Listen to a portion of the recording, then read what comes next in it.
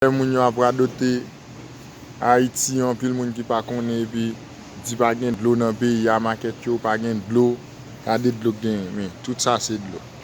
Mais yo, tout ça net c'est de l'eau qui gen mais tout ça c'est de l'eau gen. Allez dans prendre ça net, prend ça net, c'est de l'eau. C'est de l'eau qui gen. Moun nan juste ap radote l'abdo pa gen de l'eau. Gen quelques bagages qui manquent dans le pays et pas tout bagages wap jwenn. Mais j'aime connaître pays États-Unis ya, li pa dans état ça moun yo ap mette là. Comprendre? Même les gen quelques bagages l'état ta supposé gen ta fait, il peut ko faire. Mais m'a attendre réponse l'état. Parce que moi même travail moi la fermé, un bill pour me beaucoup temps de l'état dit mon petit bail. On va dans les États-Unis. On bien bagay.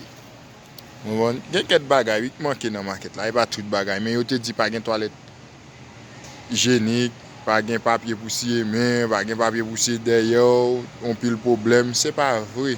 Et pas tout côté.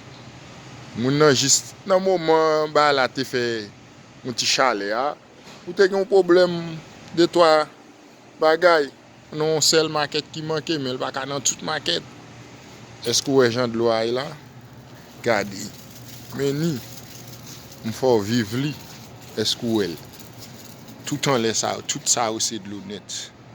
Mais moi-même son des caisses me vinn pour me quitter pour l'autre monde jeune.